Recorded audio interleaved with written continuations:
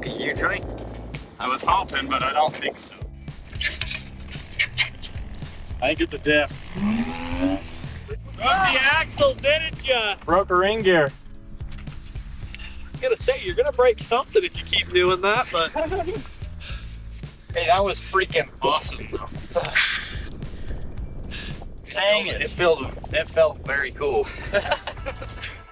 Who's got a tow rope? Take it easy, we'll mosey it out. We're gonna see what it does right here. Gonna be some nasty sounds.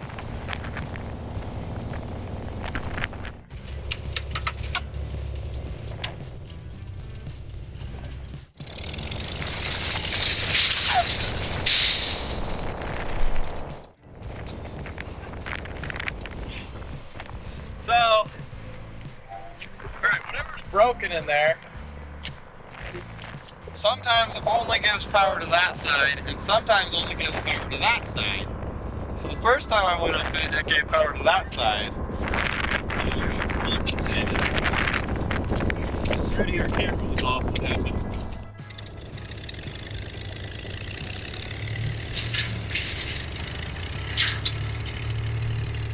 We know it doesn't like reverse to clutch tilt, but that goes for almost everything.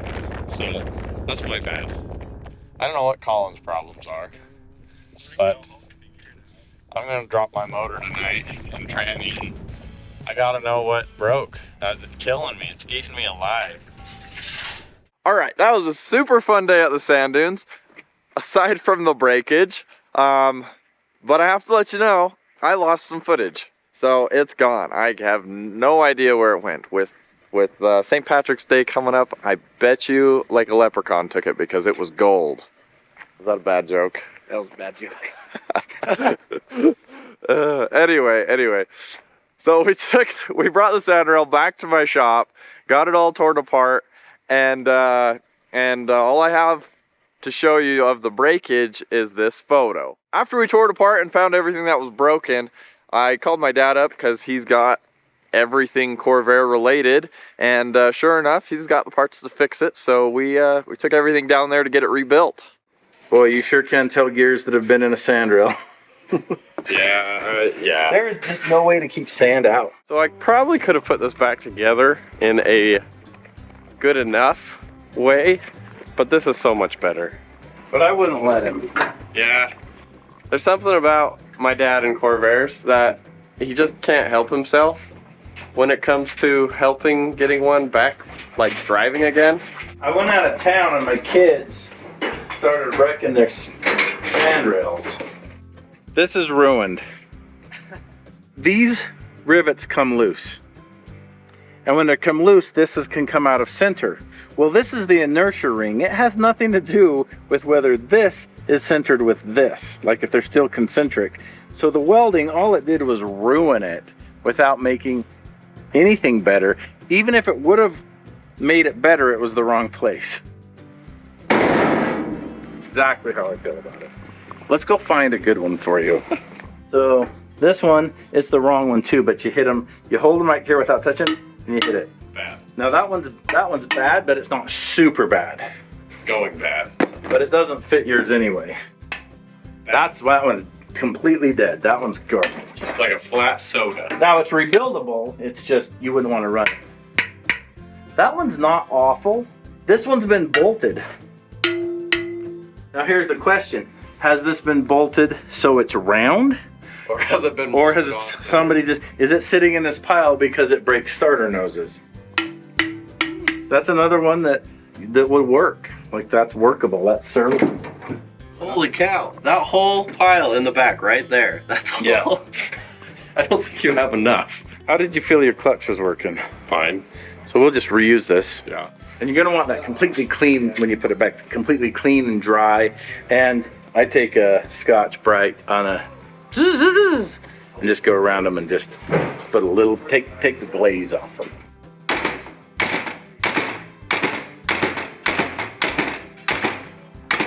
So what happens to these is when people pull the engines out of these with, like, they'll try to pull the engine out without pulling the whole drivetrain. And then they pull it out and the clutch shaft right here, it comes sliding out with everything. and then they're hanging the engine on it, and pop, it cracks that right there. That forever causes a gear lube leak on your clutch. That is Which is true. I did notice that. No, which is unacceptable.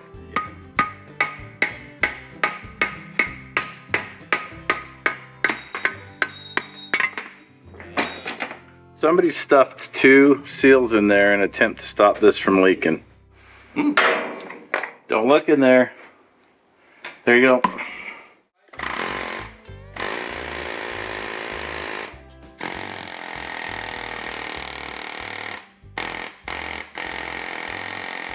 There we go. There it is.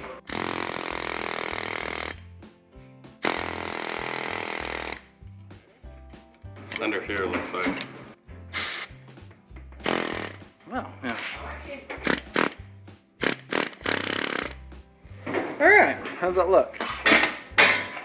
Better than new. It's been forged. The cross shaft is ruined, the side gear is ruined, and the housings exploded out the side of it. And Ruined. now's the shaft. And now it's ruined. Yeah, it's got some problems there. Well, that's a bummer. But that's okay, we've got spares. So this particular transaxle is a 3.89 to 1 gear ratio, which is the lowest gear ratio that you can get from the factory. They make some that are 411. I had a set of those on my sandrail. It lasted about 2 hours. This will be the last time we ever open this up again because I'm not going to break it again. Okay, so that goes like that, okay? Lock. I'm gonna get this out of the way first, okay? Okay.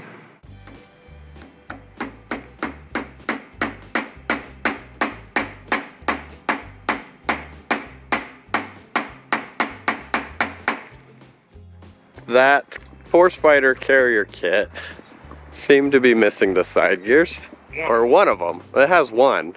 We just need 2, and it doesn't have it. I have a hard time keeping track of what day it is and what time it is, but I know where my Corvair parts are. And we have the washer. Yeah, I'm just trying to find you Brand new. trying to find you the best one. Differentials aren't magic. When you have 2-wheel drive open differential, you don't have 1-wheel drive, you have 2-wheel drive, always. Both wheels are always going to be doing the same amount of work to propel the car forward.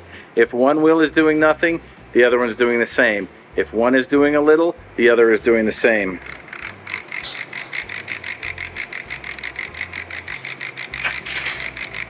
And this proves it. I just got to figure out how this goes. Yes. That's right. Okay.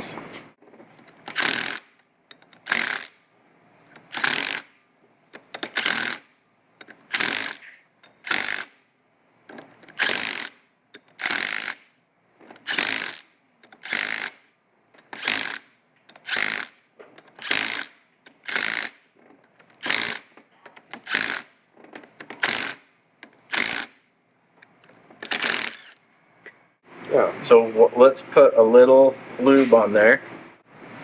The first thing we want to do is heat this up.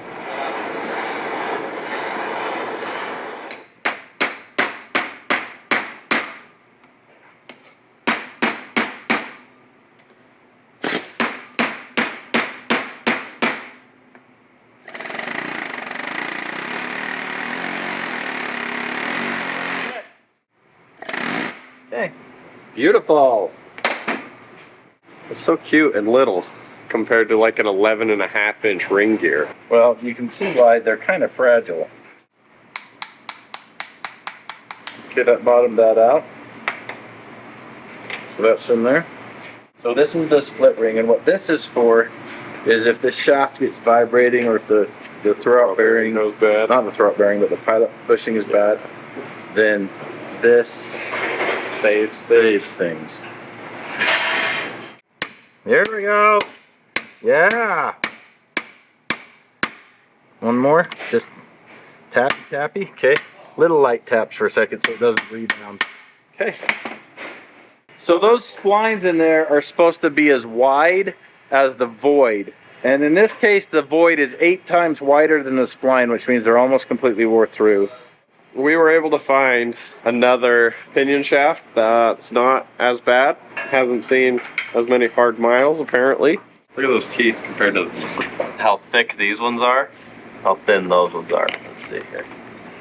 You want to show them, if you can, how much better this one is? Oh yeah, you can see it clearly. That's going to last as long as anything else on the sandrail. That's how it sits in there, just like that. Well, and that's the last time I'm ever gonna break into this. Probably not, but More than likely, right?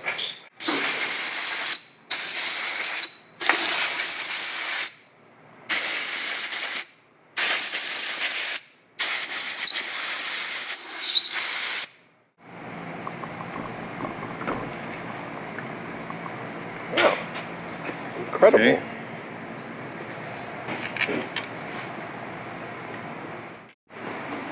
Moving the seal with screws. Yeah, sheetrock screws. Good stuff. You put those in there, then you grab a claw hammer, and you pull the whole thing out. Okay.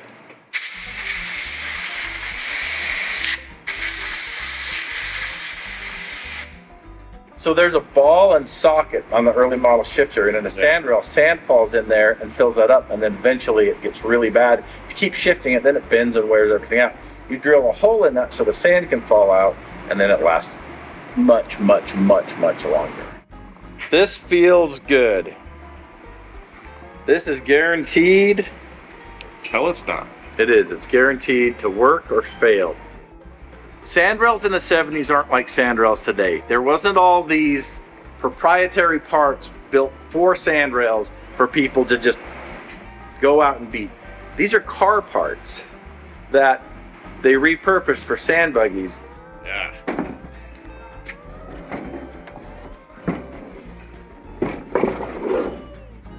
Okay, well, thanks for your help, and I'll have to take you for a ride in it before I break it again. All right, good morning. Last night, my dad helped me rebuild the transaxle for this Corvair buggy. So the first order of business is getting the pilot bearing out, which is right in here. I've got a new one right here, but we need to get that one out. There's a pretty neat trick where you use bread, and you just jam bread in there, and then it kind of presses it out. It's kind of cool. Let's see how well it works. Take the bread, shove it in the hole. Just like that.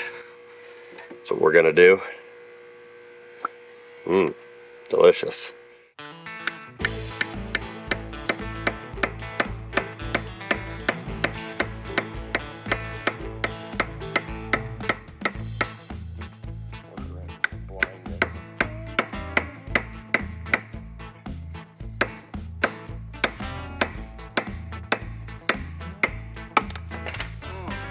Weird that that's the technique to do this.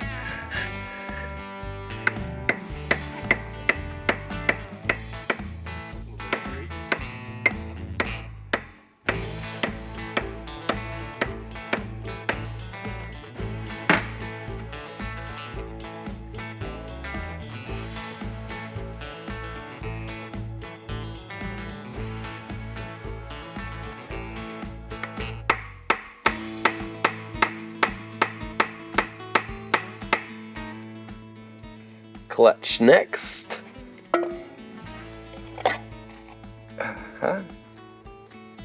like that.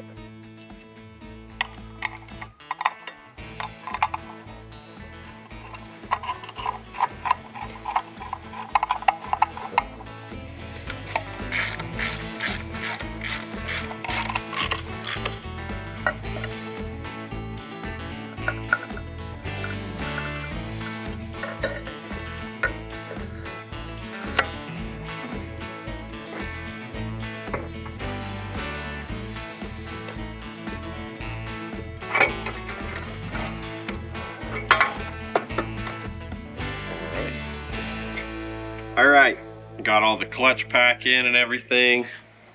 Pretty confident in it? I don't know, you did it. I'm pretty confident. We put a new throwout bearing on it, shift fork and everything's greased up nice. It's time to put it on. This This is going to be a little tricky just because of the nature of it, but it should just go right on.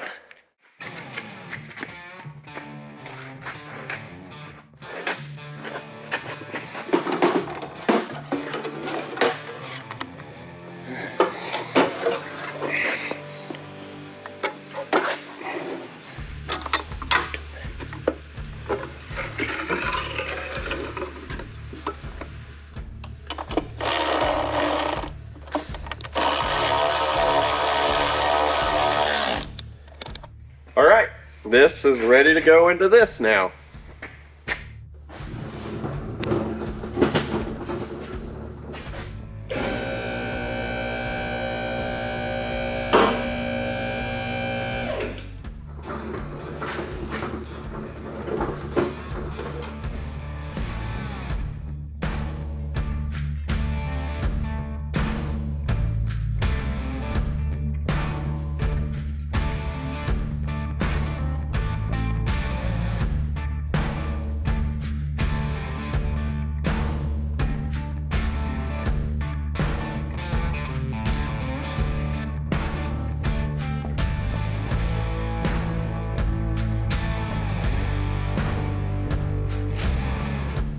All right, engine is in. And looks good, right, Zach? Sure does. Well, we got to run back down to Hurricane to pick up the right kind of oil for this. The trans and the diff use GL4, which isn't as common anymore. Standard is GL5, which is not cross-compatible. In most cases it is, not in this case though. There's some brass bushings inside the transmission that if you use GL5, the brass will deteriorate with it basically, and you'll be left stranded in a couple thousand miles. All right, so if you're ever in the area in a Hurricane, this is my favorite place. This is Main Street Cafe, and they've got really good pasta and stuff like that. So since my shop's like 30 minutes away, I don't get to have lunch here very often anymore. But yeah, you guys, I'm gonna let you guys experience the joy of Main Street. We got the right gear loop, the GL4. There it is. Yeah. When we get back, we're gonna put it in and we're gonna drive out of the shop. It's gonna be no problem. We can now fill up the transmission and transfer case. Well, not transfer case, but diff. I'm just gonna pull the top cover off and just pour it in. Not gonna mess with the fill hole or anything like that.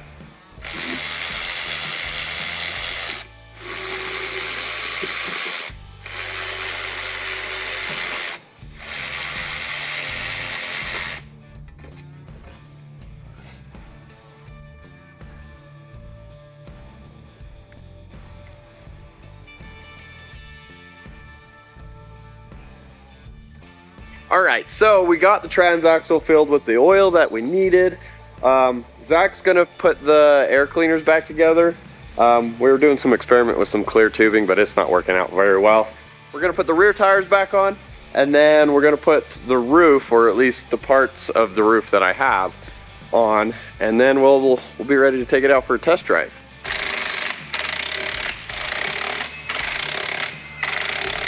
Purple is on the opposite of the color wheel than yellow, which means the two colors look good together.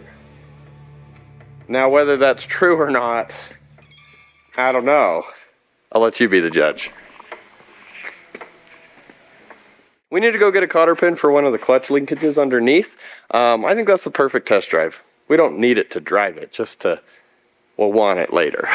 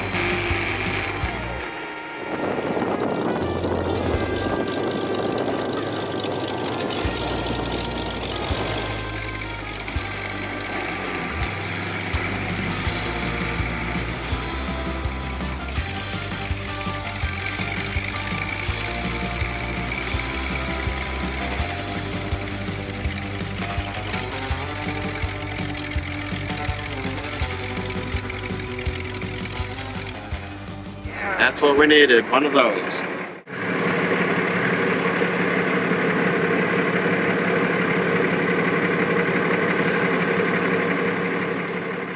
There it is.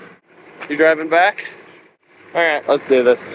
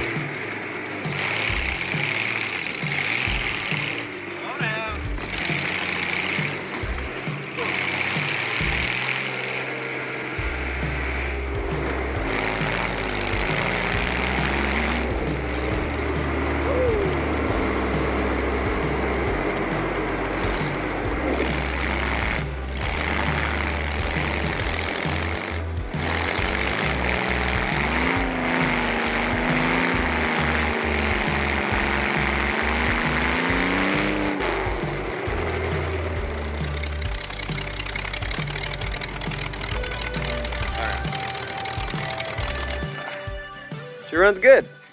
She's out of gas now. We're gonna have to make you clean up those divots you put in the yard. Where? Everywhere. Oh, I don't see them.